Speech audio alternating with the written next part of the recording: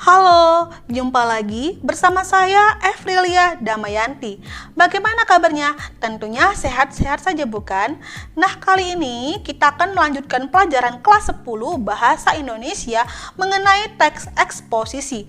Jadi, bagi kamu yang sudah kelas 10, silakan disimak ya video pembelajaran berikut. Di pertemuan sebelumnya, saya sudah menjelaskan mengenai pengertian, ciri-ciri, dan tujuan. Nah, kali ini saya lanjutkan dengan jenis-jenis yang terdapat di dalam teks eksposisi. Nah, ternyata eksposisi sangat luas sekali, sangat banyak ya jenis-jenisnya. Saya akan jelaskan satu persatu. Ada beberapa jenis-jenis teks eksposisi. Di antaranya yang pertama yaitu eksposisi proses. Teks eksposisi proses biasanya berisi mengenai tahapan-tahapan ataupun rangkaian-rangkaian suatu proses terjadinya sesuatu. Nah, itu dinamakan dengan eksposisi proses. Jenis selanjutnya yaitu eksposisi definisi. Eksposisi definisi biasanya berisi mengenai pengertian atau pemahaman dari suatu kata yang akan diartikan. Apa definisinya, apa pengertiannya. Nah, itu dinamakan dengan eksposisi definisi. Nah, yang ketiga yaitu eksposisi ilustrasi. Nah, di bagian ini biasanya eksposisi di sini berisi mengenai penggambaran sederhana akan ilustrasi, akan kejadian yang terjadi, digambarkan secara sederhana. Itu dinamakan dengan eksposisi ilustrasi.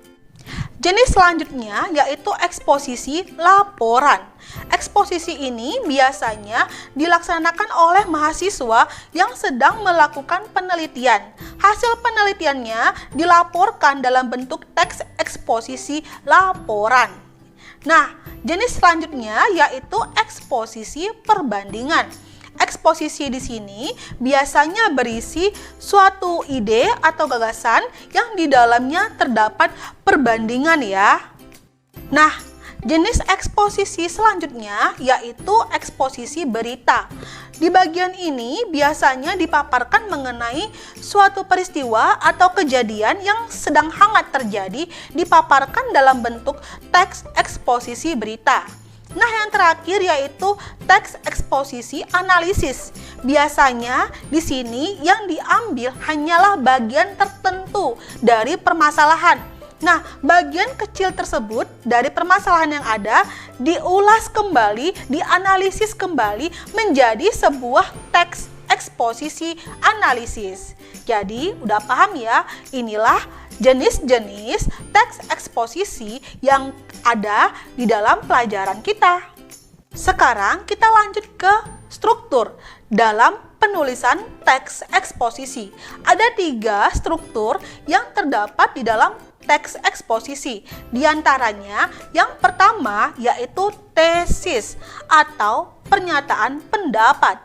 Di bagian ini biasanya penulis akan memaparkan pendapatnya atau opininya dari topik yang akan diangkat.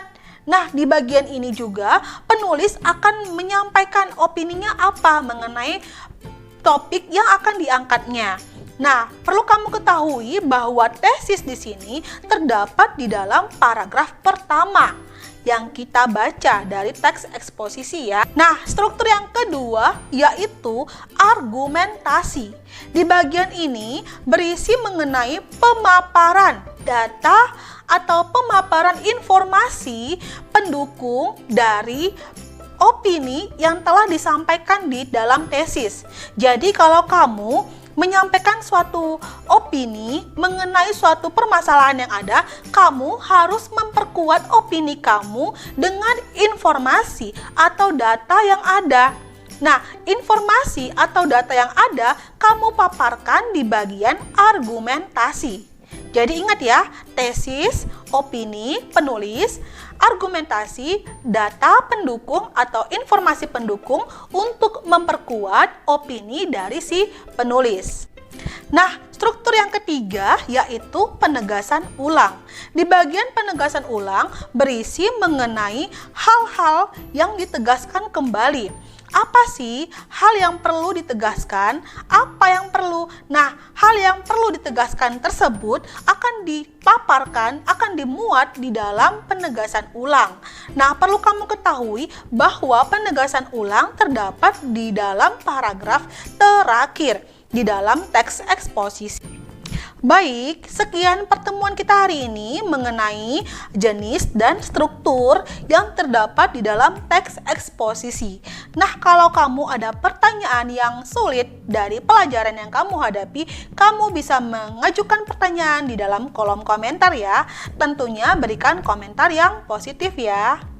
Nah, bagi kamu yang baru mampir ke channel saya mohon dukungannya untuk like, comment, share, subscribe, dan nyalakan tombol lonceng di sebelah kanan ya. Karena subscribe itu gratis. Terima kasih.